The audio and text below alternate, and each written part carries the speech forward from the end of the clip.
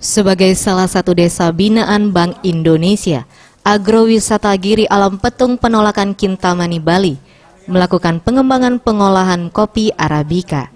Ketua Masyarakat Perlindungan Indaksi Geografis Kopi Kintamani Bali, Idewa Madeirake mengatakan, kopi yang dipanen di kebun kopi Agrowisata Giri Alam Kintamani ini dipanen setahun sekali.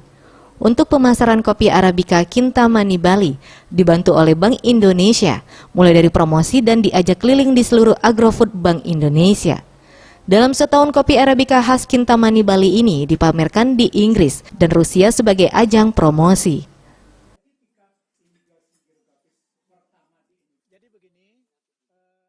Merupakan hasil olahan daripada petani kebun yang ada yang kami kembangkan di Agrowisata Giri Alam ini. Nah, kopi ini sekarang kebetulan yang memang musim berbuah ya. Jadi kopi itu setiap tahun panen sekali ya.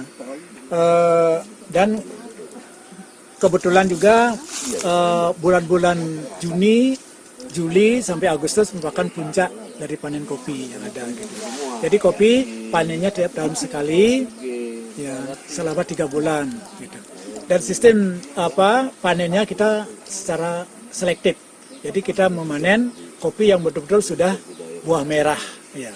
Jadi untuk mendapatkan kualitas bahan baku dan hasil olahan yang baik, sehingga kopi yang nanti kita nikmati memiliki aroma, cita rasa yang betul-betul